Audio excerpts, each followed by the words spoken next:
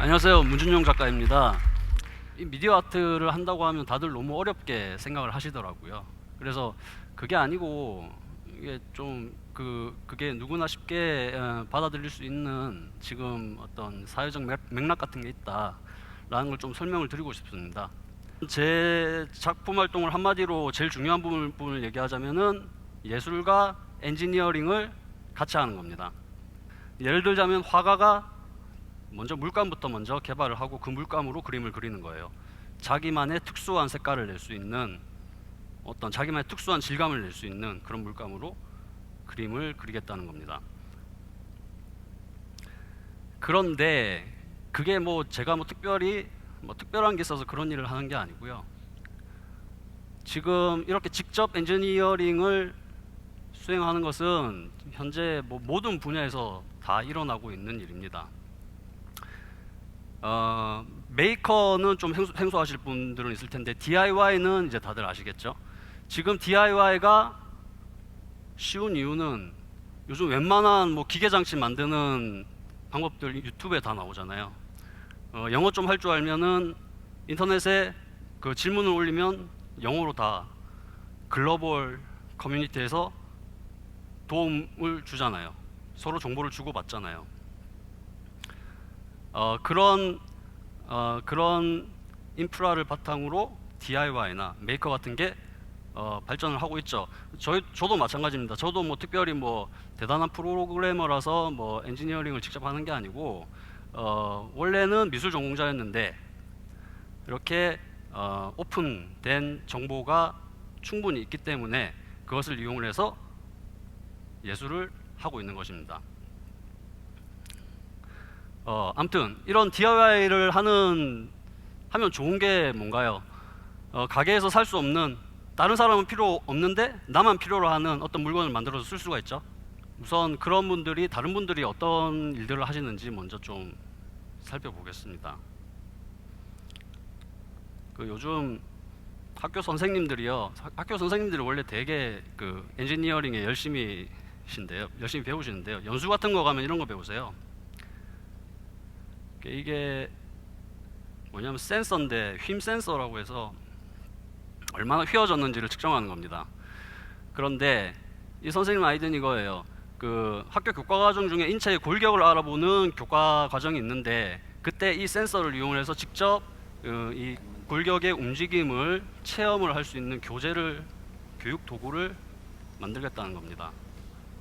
값싼 재료를 가지고 완성도는 하나도 신경 쓰지 않고 간소한 절차로 빠르게 만들겠다는 겁니다. 사용하는 회로도 아주 간단하고요. 뭐 이런 거는 뭐 한 학기 정도 수업하시면 다 만들 수 있는 수업 정도거든요.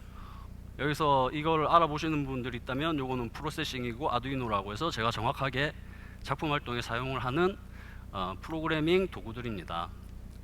어쨌든 지금 이런 교재 같은 거는 대량 양산이 불가능해요. 그 골격의 수가 엄청나게 많잖아요. 교과 과정이 많잖아요.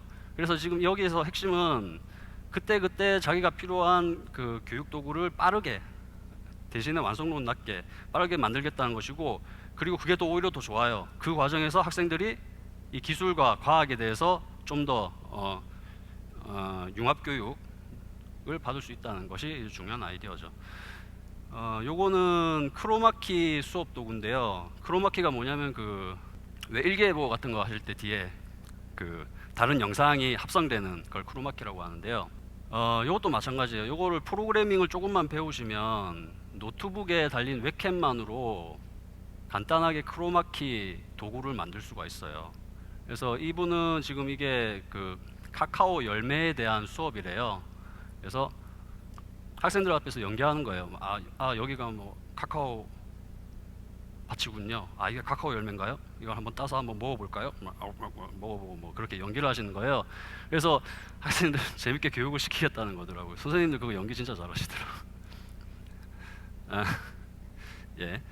근데 아무튼 여기서도 아까 카카오 열매가 손을 따라다니면서, 카카오 열매가 이렇게 손을 움직이면 열매가 이렇게 따라다니는 프로그래밍이 그 센서 기술이 필요했는데 대단한 걸 쓰지 않고 그 수업 시간에 많이 쓰는 요 사인펜 빨간색의 컬러를 트래킹, 웹캠으로 컬러를 트래킹해서 그런 장치, 그런 기능을 만들겠다라는 것이었습니다. 이거는 이 학생이 그렇게 자기가 창작을 한 건 아니고, 이건 대단히 유명한 그 회로, 그 인터넷에서 따라할 수 있는 회로인데요. 그 저 사람 손이 접지가 됐는지를 감지를 할 수 있는 회로예요. 좀 아주 단순한 구조로 접지가 됐을 때 소리가 나게 회로를 짠 거예요. 그런데 이 접지 중간 단계에 사람 몸 중간에 이렇게 과일 같은 게 있어도 똑같이 작동을 하거든요.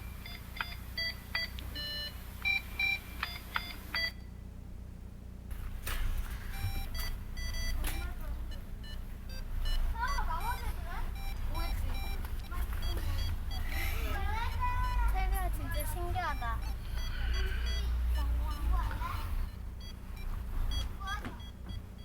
그래서 뭐 이런 거를 만드는 사례도 있습니다. 이런 거는 앞에 것들에 비해서 앞에는 교육 도구였다면 이런 거는 더 놀이 도구에 가깝다고 볼 수가 있겠네요. 지금 사람들이 생각하시는 걸 보면 다들 어떤 경향 같은 게 보이는데, 뉴미디어를 활용해서 기존의 재미가 없던 일에 어떤 놀이의 과정, 놀이 기능을 더하겠다는 거예요.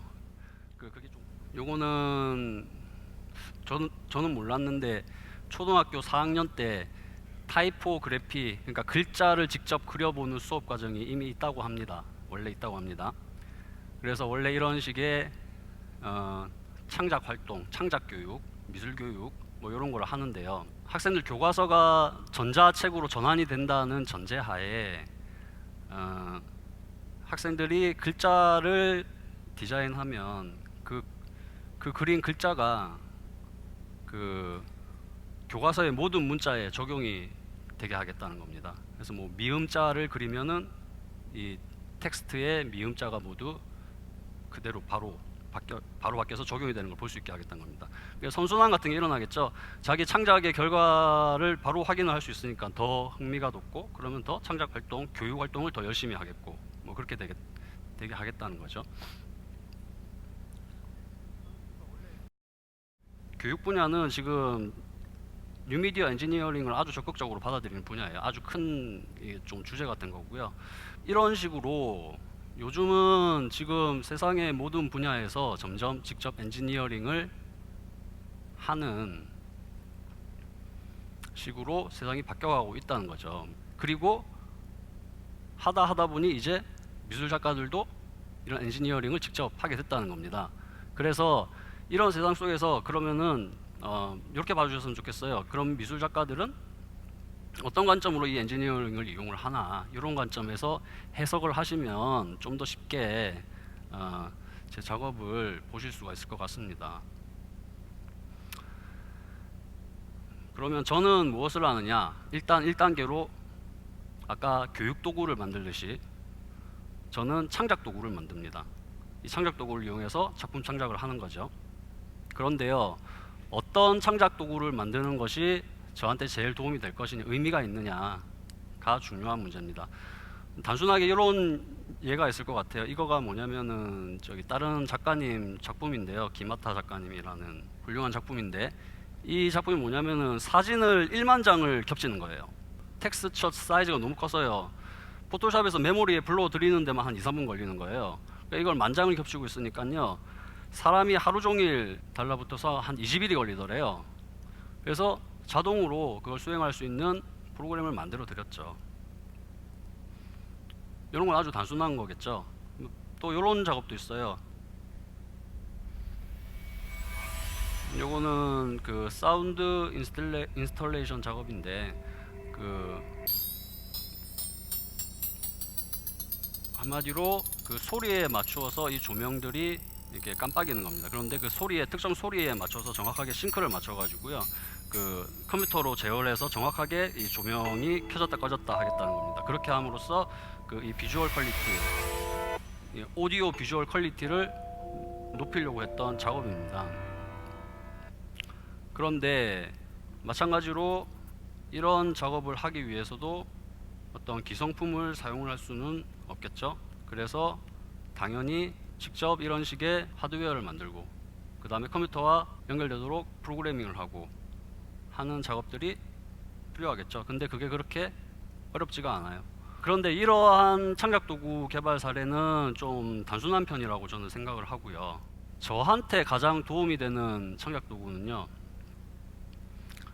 저는 이 창작 도구가 제 창의력을 확장시킬 수 있었으면 좋겠어요. 창의력을 확장시킬 수 있다는 거는 아까처럼 예를 들어서 내가 조명을 깜빡여야 되니까 이런 것을 설계를 해야 돼, 이렇게 가는 것이 아니고요. 이 도구를 사용하다 보니까 내가 상상하지 못했던, 원래 기획하지 않았던 무언가를 발견할 수 있게 되면 좋겠어요.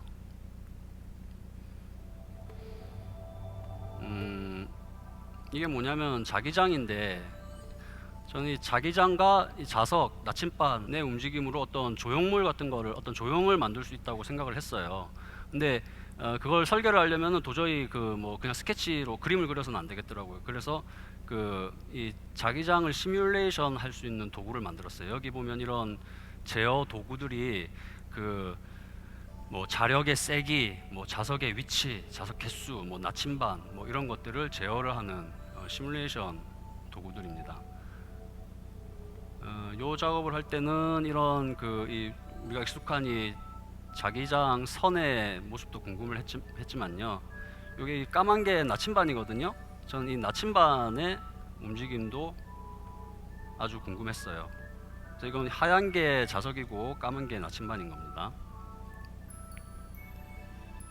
그래서 이런 식으로 자석을 움직이면 나침반이 어떻게 움직이는지 확인을 할 수 있도록 이런 프로그램을 만든 거죠.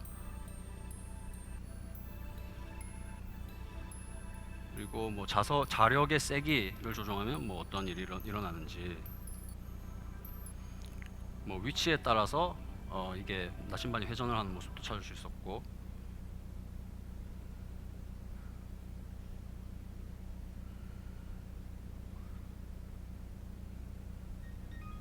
그리고 요런 거는 제가 그 전에 이 도구를 사용하기 전에는 생각할 수 없었던 그런 장면입니다.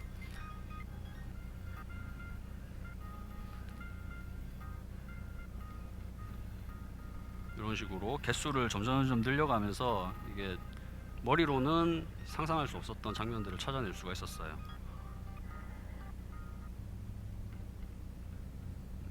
직선 움직임인데 나침반에 회전 움직임을 만들어낼 수 있다는 것도 알았고,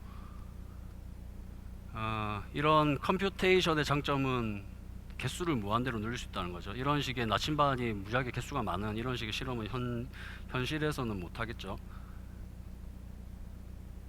이게 점점 개수를 늘리니까 좀 진짜 상상하지 못했던 장면들이 나오더라고요. 일종의 물결 무늬 같은 거에 나오더라고요.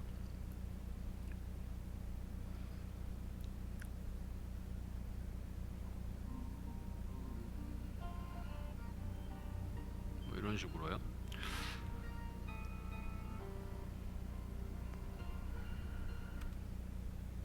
저런 걸 해보니까 특별히 이야기가 없어도 물리 작용만으로도 충분한 스토리텔링이 될 수가 있겠다. 그래서 작품을 감상하는 포인트가 될 수 있겠다. 다른 이야기가 없어도.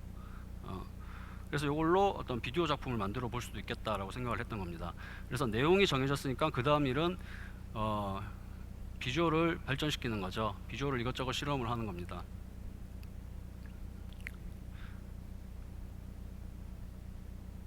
그래서 이런 단계를 거쳐서 이런 식의 비디오 작품을 만들게 됐습니다.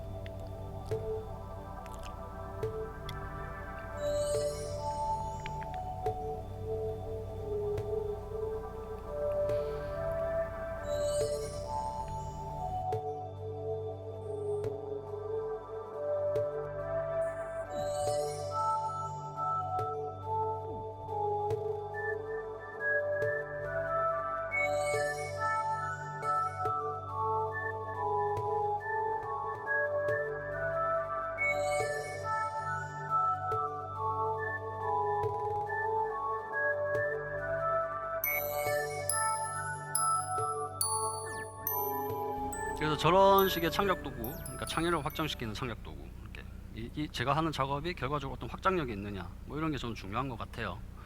그리고 저런 과정을 거쳐서 제가 주로 만드는 결과물들은 인터랙티브 아트입니다.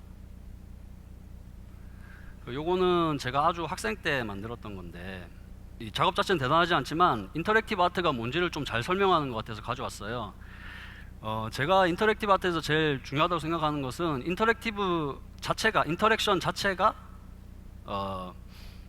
작가적인 것이냐, 인터랙션 자체가 새로운 것이고 뭐 독창적이냐, 재미가 있느냐, 가치가 있느냐, 뭐 이런 것들이 중요하다고 생각을 합니다. 그래서 보통 새로운 인터랙션을 많이 시도를 하죠. 새로운 기술을 이용해서요. 증강현실, 뭐 저기 실감형 인터페이스 뭐 이런 것들을 사용을 해서요. 그런데 인터랙션이라는 것은요, 동시에 기본적으로 간과해서는 안 될 게 이게 사용하기가 쉬워야 돼요. 사용하기가 직관적이고 사용하기가 쉽고요. 그 다음에 그 행동이 재밌어야 되고요. 이 블럭의 위치를 탐지를 해서요, 블럭의 위치에 따라서 그 소리가 나게 하겠다는 겁니다.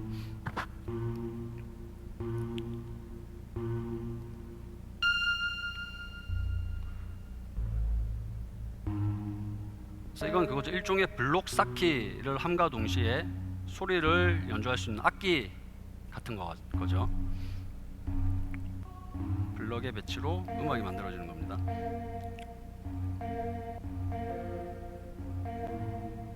그래서 이런 거는 지금 그 인터랙션 구상 단계에서 한번 실험을 해보는 거예요. 야, 이게 이렇게 하면은 혁신적일 것 같은데 이게 해볼 만한 것인가, 뭐 이런 거를 사전 테스트 해보는 거죠. 근데 제 생각에 뭐 그렇게까지 할 건 아닌 것 같더라고요. 그래서 실험만 하고 말았어요. 요거는 규칙을 거의 최소화시킨 인터랙션 사례입니다. 이게 뭐냐면은 그 무대 장치 중에 그 스모그 장치가 있거든요. 방 안을 스모그로 가득 채운 다음에 그 천장에서 바닥으로 선 모양의 영상을 쏘면은, 선을 그리면은요, 공중에 이 선이 일종의 그 빛의 벽 같이 이렇게 볼륨이 만들어지는 겁니다. 커튼처럼요. 그러면 그거 위에 센서를 달아가지고요, 사람이 그 커튼을 만지면요, 커튼이 이렇게 일렁이게 한 거예요. 그러면서 동시에 그 일렁이는 데 따른 소리 같은 게 나오겠거든요.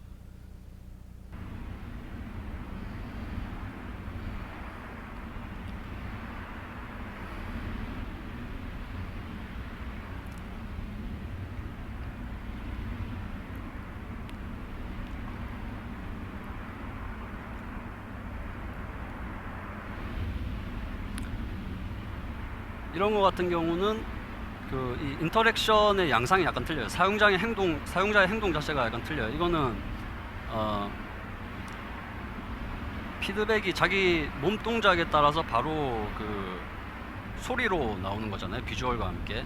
그러니까 이게 일종의 그 음악에 맞춰 뭐 춤을 추는 뭐 율동 같이 느껴지는 것 같아요. 그래서 좀 더 이렇게 감각적으로 느끼는 거죠. 소리와 율동을 통해서. 율동을 하면 또 즐겁잖아요. 뭐 그런 식으로 계속 그러면서 자기 감각에만 의지해서 뭐 이렇게 이성적으로 뭘 하는 것이 아니라 마치 춤추듯이 그런 사용자 행동을 하더라고요. 그래서 이런 거 좋죠. 그래서 이런 거를 더 많이 발전을 시켜야겠다. 그래서 이런 작품을 만든 겁니다. 이거는 비행이라는 작품인데, 그 어릴 때 놀이할 때 이렇게 비행하는 동작을 다들 한 번씩은 해봤을 거 아니에요. 이 비행 동작을 취하면 실제로 영상에서 비행을 하는, 몸을 트는 방향대로 비행하는 방향이 달라지는 그런 영상이 나오게 한 겁니다. 그러면서 동시에 이런 뒤에 선, 비행의 궤적 같은 게 드로잉처럼 그려지게 했거든요. 이런 걸 했던 이유는 이 비행이라는 동작이 아주 다들 공감하는, 누구나 해본 동작일 텐데 그거에 대해서 다들 어떤 조금씩 다른 기억을 가지고 있을 거 아니에요. 그러니까 누구에게나 공감을 받겠지만 거기서 얻는 경험은 조금씩 다를 것이다. 좀 다들 어떤 각각 다른 기억, 다른 추억 같은 거를 자기 몸의 행동을 통해서 떠올릴 수 있을 것이다. 그런 게 재밌을 거라고 생각을 해서 만들었던 겁니다. 그리고 요거 같은 경우는 특별히 이렇게 2인용으로 만들었어요. 동시에 두 명이 서로 보여요. 맞은편에 있는 상대방의 비행이 보여요. 그래서 상대방의 비행에 맞춰서 나도 같이 그에 따라서 비행을 같이 할 수 있는 그런 걸 만들었거든요. 근데 거기서 여기 이거 같은 경우는 좀 오바였죠. 사람들이 이게 인용인지를 잘 모르더라고요. 그리고 저는 2인용을 하면서 서로 이렇게 뭐 상호 교감하면서 뭐 이렇게 어떤 대단한 특별한 결과물이 나올 줄 알았거든요. 그렇지는 않더라고요. 그래서 아싸리 5인용으로 만들었어요. 근데 한 화면을 큰 한 화면에 나오게 하니까 알아보더라고. 이게 더 나아요, 차라리. 그리고 이거는 약간 또 어린이 대상으로 하긴 했어요. 애들이 어른보다 확실히 나아요. 이러면은 되게 좋아하면서 서로 같이 다 같이 놀이 같은 거를 하게 됩니다. 그리고 요거는 좀 더 드로잉 기능을 강화해서요. 뭐 색깔도 바꿀 수 있고 뭐 선 모양도 브러쉬의 모양도 바꿀 수 있고 뭐 그렇게 했거든요. 그래서 뭐 이런 식의 다 같이 그리는 그림 같은 걸 만들게 했죠. 이게 이 비행 동작이 좀 괜찮다고 느껴졌어요. 그래서 계속 지금 몇 가지 작품들 계속 이어서 하고 있는 거예요. 비행이라는 인터랙션으로. 이거는 이 화면의 원이 이 음표거든요. 그래서 이 비행을 하면서 이 음표를 건드리게 되면 그 음표에 해당하는 음이 나와서요. 비행을 하면서 또 음악이 연주를 할 수 있는, 자기가 만드는 음악에 맞춰서 율동을 하게 되는 뭐 그런 거를 만들려고 했던 겁니다.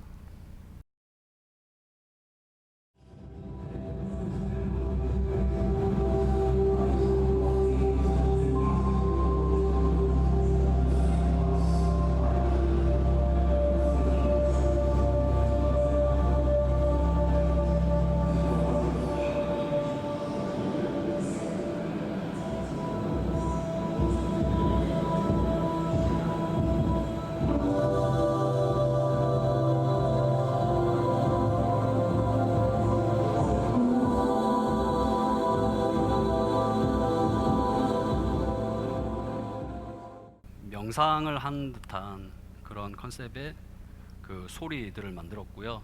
그 적절히 이렇게 랜덤하게 이렇게 조합이 돼도 어떤 화음 같은 게 만들어져서 듣기 좋은 조화로운 소리가 나도록 음표들을 그 음표 조합을 조정을 했습니다.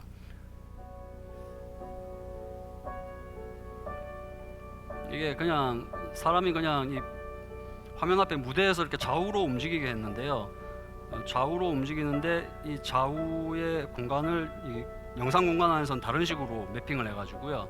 여기서는 좌우로만 움직여도 영상 안에서는 여기저기 미로처럼 왔다 갔다 하도록 한 겁니다. 그러니까 옆으로 움직이는데 계단을 마치 오르내리는 것처럼 뭐 그런 걸 만들고 그런 식으로 그 공간 매핑을 한 거죠.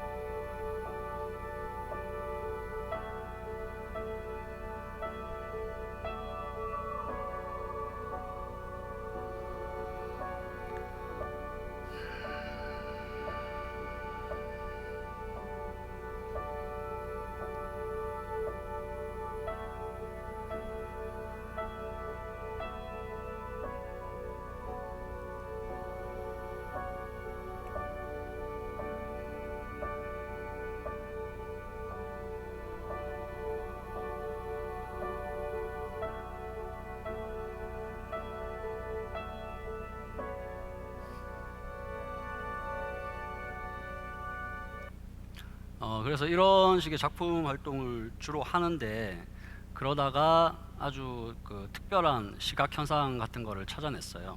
터치 테이블 같은 환경 있잖아요. 그러니까 테이블에 상판이 스크린인 장치에서 그 위에 물건을 올려놓고요. 그 물건에 그 그림자가 생겨야 될 위치에 가짜 그림자를 보여주는 거예요. 그런데 원래 이런 현상이 우리가 익숙하잖아요. 그림자의 왜곡 현상에 대해서. 가끔 그림자가 엉뚱한 모습을 만들어낼 때가 있잖아요. 그래서 이거가 설득력이 있겠다라고 생각을 했던 거죠. 그러면서 이게 일종의 증강현실 같은 환경이 될 수 있겠다라고 생각을 했습니다. 그리고 이 당시에 제가 생각했던 중요한 문제는 계속 좀 일관되게 유지하고 있는 문제의식은 그런 건데, 증강현실이 재밌는데요. 증강현실 자꾸 무슨 특별한 장치가 필요하잖아요. 뭘 써야 되고 뒤집어 써야 되고 무겁고 아니면 뭐 저기 핸드폰 같은 걸로 봐야 되고 한 손으로 항상 이렇게 들고 있어야 되잖아요. 전 이런 게 좀 번거롭다고 생각을 했죠. 그래서 좀 재밌는 인터랙션에 이게 저의 방해 요소가 된다고 생각을 했던 겁니다. 그 다음에 한 가지 더, 이렇게 직접 만지는 인터페이스를 실감형 인터페이스라고 하는데요. 실감형 인터페이스는 뭐 이런 거죠. 뭐 키보드, 마우스 이런 것도 실감형 인터페이스인데 이런 거잖아요. 그 게임을 하는데 예를 들어서 뭐 칼싸움 게임을 하는데 여전히 우리가 쓰는 실감형 인터페이스는 키보드와 마우스입니다. 게임이랑 전혀 상관이 없어요. 게임의 세계관과 게임의 어떤 뭐 요소들과는 전혀 상관이 없어요. 저는 이것도 좀 어떤 해결할 수 있는 여지가 있을 거라고 생각을 했던 겁니다. 저는 이 실감형 인터페이스가 이 작품의 세계, 이 컨텐츠의 세계관의 일부로 속해 있기를 바랬던 겁니다. 그래서 지금 여기서 이런 세팅에서는 지금 이런 이 물건이 이 세계관의 일부에 속하는 것이고 사람들이 그것을 사용을 하면 되는 것이기 때문에 제가 말한 게 해결이 될 수 있을 거라고 생각을 했던 거고, 그 다음에 아까 특별한 장치가 필요 없이 테이블 위에서 증강현실을 만들 수 있는 것이기 때문에 저기 거추장스러운 디바이스의 장애도 없을 거라고 생각을 했던 겁니다. 아직까지도 지금 제가 하고 있는 작업도 다 아직까지 이 정도로 제 문제의식을 해결했던 사례는 없어요.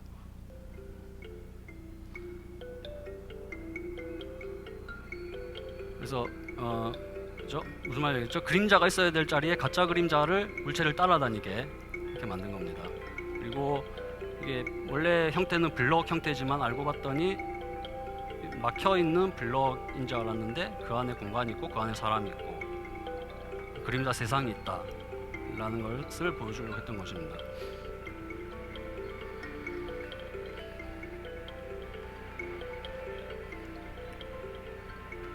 그리고 여기에 일종의 스토리텔링 같은 걸 넣었어요. 인터랙티브 스토리텔링.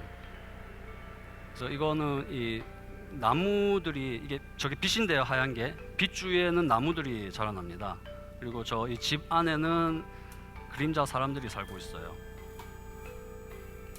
그런데 조금 시간이 지나면 이 사람들이 밖으로 나오게 되어 있어요.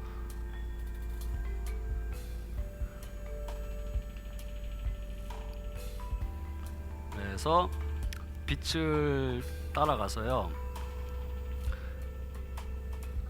빛을 이렇게 띄어서 자기 집으로 가지고 들어가는 거예요.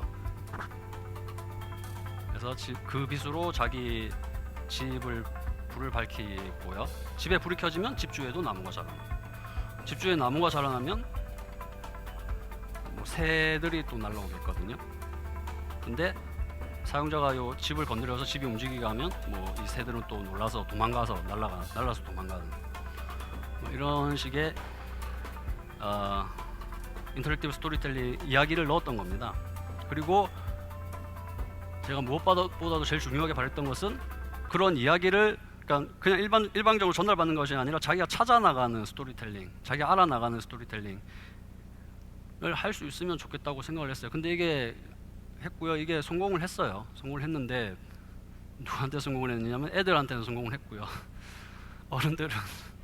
어른들은 그냥 애시당초 이걸 해보질 않으셔요.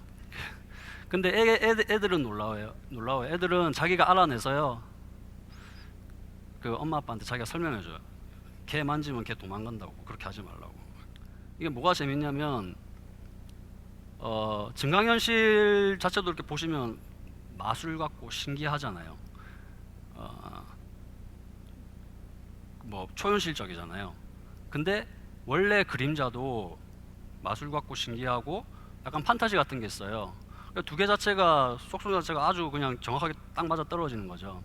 그리고 그것을 합쳤더니 이게 말이 되고 설득력이 있고, 반면에 많은 증강현실 사례들이 주로 좀 기능적으로 나가요. 기능적으로 나가서 좀 차가운 느낌을 많이 받는다면, 그림자를 사용을 하면 어떤 시적인 느낌, 어떤 감성적인 느낌, 그다음에 그림자 우리 심지어 뭐 영적으로 느끼잖아요. 뭐 그런 부분도 있고. 그래서 이런 증강현실 그림자 조합이 아주 특이하다고 생각을 했던 겁니다. 그래서 이런 감성을 이용해서 계속 다른 작품들을 진행을 하고 있는 겁니다. 그러던 중에 지금 최종적으로 이 장치가 지금 전시되어 있는 헬로 섀도우라는 작품에 사용된 것인데요. 이게 지금 이런 증강현실을 하려면 정교함이 아주 중요하거든요. 그러다가 드디어 위에 있는 게 이 바이브 센서인데 바이브가 나온 겁니다. 거의 기적적인 일입니다. 이거 오차 범위가 몇 미리 아니에요. 증강현실은 현실 영상에 가상 영상을 정확히 겹치는 게 핵심 포인트인데 이게 그게 가능해졌어요. 그래서 제가 쓰는 게 빛과 그림자니까요. 이런 후레쉬 모양의 조명 장치에 센서를 부착을 한 거예요. 그래서 지금 아이디어는 이거예요. 후레쉬의 위치를 센서로 감지를 하면은요, 빛의 방향과 각도, 크기 같은 걸 알 수가 있을 거 아니에요. 그러면은 그림자가 어느 방향으로 생길지, 명암이 어느 방향으로 생길지를 알 수 있을 거 아니에요. 그것을 이용해서 증강현실을 만들겠다는 겁니다. 그래서 물론 이 단계를 위해서 이런 식의 하드웨어 엔지니어를 다 해야 됐고요. 이거는 이제 제가 몇 년의 어린이들과의 경험 끝에 아예 노골적으로 어린이용으로 제가 이제 애도 생기고 해가지고 제가 찍은 거 아니에요. 이따가 좀 느끼한 장면도 나오는데 제가 찍은 거 아닙니다. 처음에는 이렇게 완전 어둠 속인데 후레쉬로 빛을 비추면 거기에 숨어져 있는 그 물체가 나타나는 거예요. 그리고 이거는 내용이 자연 생태계입니다. 그래서 보시면 나무도 있고 풀도 있고 수증기를 증발시키면 구름이 나오고 구름에서 비가 내리고 그러면 또 나무가 자라고 뭐 풀에서 이거 제가 찍은 거 아닙니다.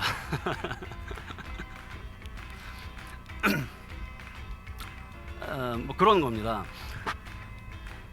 그러면서 이런 생태계 인과관계, 그러니까 빛을 통한 생태계 인과관계를 찾아 나가게 한 건데 이것도 저한테는 특별한 발견이 된 게 뭐냐면은 이것도 예상하지 못했던 게 인터랙션 방법이 이것도 그거예요. 숨은 그림 찾기 같아요. 어둠 속에 숨겨져 있는 것을 찾아 나가는 거예요. 여기에 뭐 이게 있었네? 저기에 저게 있는데 여기에 뭐가 있을까? 이런 식으로 가는 거예요. 그리고 이게 특별히 설명을 해주지 않아도 아주 그냥 직관적이에요. 그 애기들조차도 그냥 바로 하는 거예요. 근데 무엇보다도 제가 제일 의미가 있다고 생각한 것은 요 얘기로 마무리를 해야겠네요. 그러면 이렇게 좀 누구나 직관적으로 이해할 수 있는 인터랙션 방법을 썼더니 어린이들만 쉽게 할 뿐만 아니라 지금 저런 곳은 어떤 곳이냐면은 그 부모님들이 애기들을 데리고 같이 가족끼리 놀러 오는 곳이거든요. 그리고 유치원에서 선생님이 애들을 데리고 관람을 하러 오는 곳, 교육을 하러 오는 곳이에요. 그런데 부모님들과 선생님들이 이게 뭐 하자는 건지를 바로 즉시 알아채요. 그래서 바로 즉시 이 그 학생들 지도를 해요. 자, 이게 뭔가, 여기 뭐가 있었지? 여길 비춰봐, 저길 비춰봐. 이렇게 가는 겁니다. 이런 식으로 그 제가 만든 인터랙션이 어떤 한 사람만을 위해서 이렇게 잘 디자인된 것이 아니라 부모와 아이가 함께하기 좋은 인터랙션, 교사와 아이가 함께하기 좋았던 인터랙션을 만들어낸 거는 처음 있는 사례입니다. 그리고 저는 이런 식의 발견들이 아주 의미가 있다고 생각을 합니다. 앞으로 확장할 수 있는 그런 인터랙션을 찾아낸 것이고 이것을 이용을 해서 앞으로도 많은 작업들을 하게 될 것 같습니다. 여기까지 발표를 마치겠습니다. 감사합니다.